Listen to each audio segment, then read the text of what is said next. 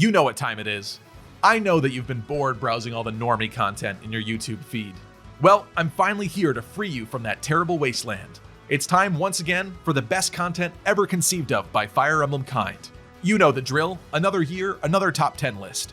Always early April though. What is it about April, I wonder? For today's Lucky Mojo top 10 list, we're finally talking Pauldrons.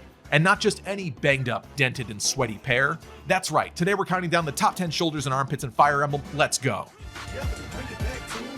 First off, in case you're new here or you've forgotten the rules, we've already talked about racks, convoys, flanks, and boots. And anyone who placed in those lists will not be considered for this one. Look, I know some of the most gorgeous characters of those realms could easily place here too, but we're gonna let some others shine here today. Gorgeous. Number 10, Ninian. What do you need of me? After being introduced to Lyn in Fire Emblem 7, many of us fell in love all over again when we eventually met Ninian. I never thought pure and innocent would be terms to describe armpits, but if that doesn't perfectly describe what we have here, I just don't know the words to eloquently define them. Pristine, nearly extinct, pillowy soft pauldrons. Eliwood doesn't deserve these pauldrons. Eliwood almost got these pauldrons killed. Now it's my turn to kill Eliwood. I'd like to help. Gorgeous. Number 9, Olivia. Stop staring. While her original Heroes art did this blushing beauty no justice, her performing arts alt revealed quite the secret she'd been keeping. These toned, shapely bits glow with the immense vibrancy of her dancing spirit. No wonder why she has stage fright. The emanating glow she unleashes by merely raising her arms is blinding and puts any onlooker in a tizzy. If Chrom doesn't automatically marry her at the end of chapter 11, I just might. You'll get sunburned. Gorgeous. Number 8, Malice. Time to make money. Malice could have easily topped several of the other lists, but her late addition to Heroes and her much needed new artwork took a while to get to us, so she's finally landing here. This merc is a total bombshell, easily one of the most stunning among the entire Fire Emblem cast. I never thought there'd be a Fire Emblem character equipped with heat-seeking missiles and caves that would never once make me miss daylight, but alas, here we are. We get a few solid peeks at her pauldrons throughout her art, and while I do wish that we'd have gotten a little bit more revealed, the truth is, we can still see that her pauldrons too are also amazing. They're fit and sculpted, yet also retain that signature feminine smoothness. Truthfully, there's no malice in my heart when it comes to this one. Hey now, what do you think you're doing? Gorgeous. Number 7, Tana. Please, don't tease me like that. This winged princess, specifically her summer alt, provides some incredible pauldrons. I barely have words. Look at how exquisite these tanned, shimmering Freilian sculpts are. She's even fully raising her arm behind her head, as if to say, "Hello, peasant, gaze upon mine divine crevasses." Move over, Ephraim. I want that A support ending. She's brought the show, and I've brought the tanning lotion. You beast! Gorgeous. Number 6, Galzus. Trivial. Dark Blade of Odd, more like Dark Blade of God. Galzus' pauldrons are some of the most shredded in the entire series. They're so yoked, there's barely even an armpit there anymore. It's just pure muscle. That's the only reason he's not placed higher in this list. It's just hard to tell what's even left. Would they hurt my face? They're also exceptionally trim, begging the mental image of Galzus shaving his armpits before each fight. Equipped with these murderous numbers, Galzus surely chose the wrong line of work. A pity. Gorgeous. Number 5, Dorothea. Like what you see? It's rude to stare, you know. This mystical songstress didn't exist yet when I did the original Rax video in this series, and trust me, she belongs on that one without a doubt. However, her summer alt has revealed that she's also top tier when it comes to pauldrons too. They're toned, yet surprisingly soft, with a lot of character. Dorothea is a feminine form of the Greek name Dorotheos, meaning gift of God, and if these divine landscapes aren't a gift from Sothis herself, well, nothing is. The only reason she ever struggled to find a partner was because she was inadvertently keeping these stellar regions locked away behind her monastery attire. She may be just a commoner to some, but to me, these pauldrons make her greater than any noble around. And boy, are they singing me songs. Would you be a dear and help me lotion up my back? Gorgeous. Number 4, Micaiah. You think this outfit looks good on me? I'm officially calling it. Radiant Dawn and Blazing Blade are the definitive games in the series for armpit fans. This silver-haired maiden's got some of the cleanest armpits in the game. They're almost subtle, yet defined at the same time. Their signature color and that little bit of bounce delights the senses. I've discovered it. It's these beauties that allow Micaiah to heal others with the use of her sacrifice magic. She won't need to do a lot, but my face has a boo-boo that could use some healing. And let me tell you, it won't take a blood pact to obey this branded fortune teller. And as an added bonus, there's always gonna be Soth skulking around in the background with his exposed pauldrons. It's a double feature, really. Look away now, Yoon. The future is ours. Little nervous here. Gorgeous. Number 3, Dieck. You point at the target, and I handle the steel. The wounded tiger of Etruria, this cat's got some incredible pauldrons. An incredible pauldron? Look, his pits and shoulders are rock hard, and so is everyone fortunate enough to gaze upon them. With a name like Dieck, he surely would have been a funny include in a future top 10 best swords or lances list.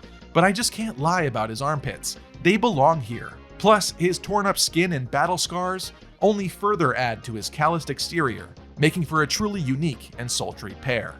It's been said that once an entire legion of enemies fled after seeing him appear on the battlefield, and now it's clear why.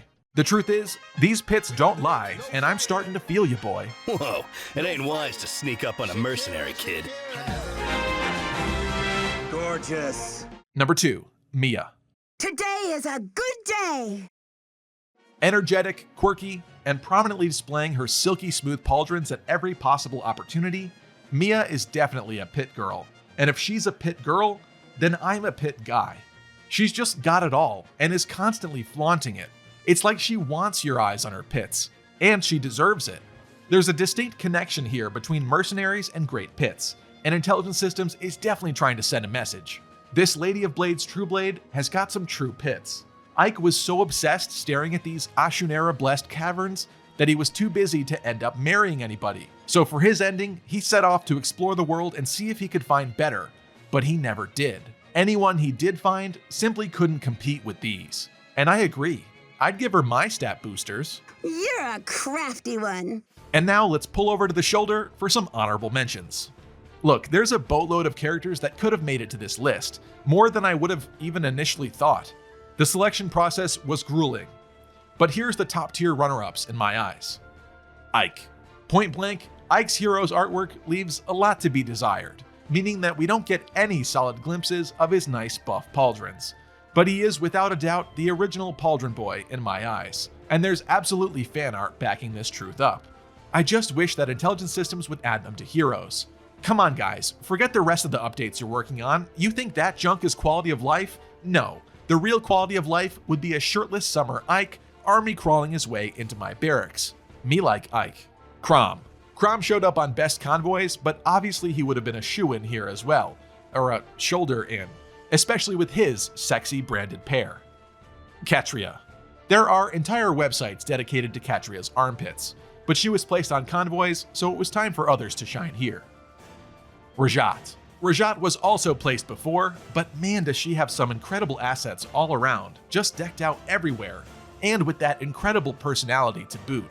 Some girls really do have it all. Pane. Also placed, but Bunny got some nice armpits too. Plumeria. Plumeria's got a great pair of armpits, especially alongside Summer Sheeta, but she also placed elsewhere.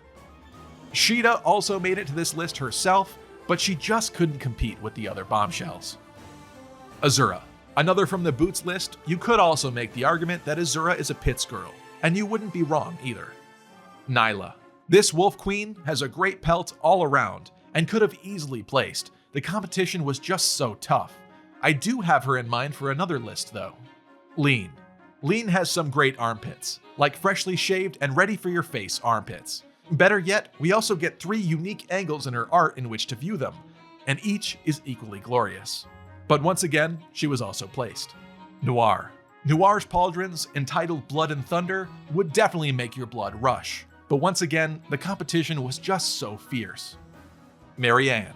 I never would have thought that this shy schoolgirl would be hiding such incredible pits. But unfortunately, once again, the competition was just so fierce. If this series wasn't a top 10 series, it would have easily been a top 15. Rinka. I like these two, but she's a little too buff for me, personally. And lastly, Dagger and Note.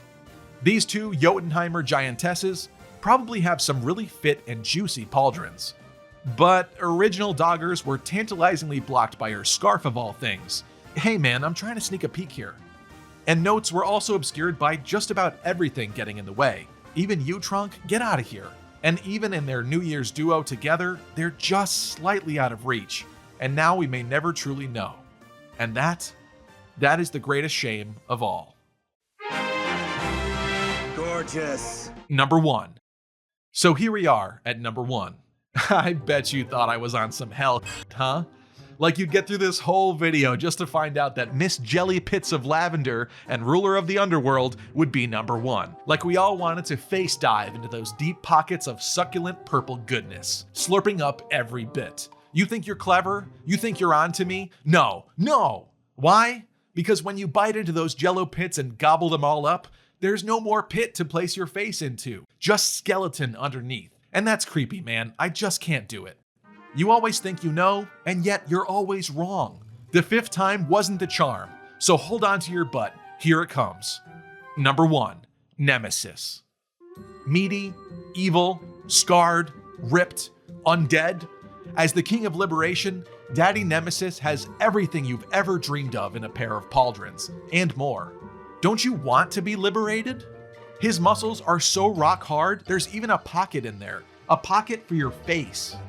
His entire cause was to rid the world of the insidious Seros and usher in a new age of prosperity. And he could definitely do it with those pits. So really, the world would have been fixed and Edelgard wouldn't have had to start her own war at all. We could have got the golden ending, guys. And trust me, he's definitely capable of giving golden endings. I want the golden ending with him. He died for our sins, and I'd die for those pits. Well, that's it for another shoulder-tapping top 10 list. If you think I missed a waifu or husbando, you can definitely let me know in the comments section down below. But just know that for the 5th year in a row, you still have trash taste. Waifus for Lifeu. Subscribe to Lucky Mojo. Only those with the best pauldrons hit that subscribe button. Peace. All your waifu are belong to me now.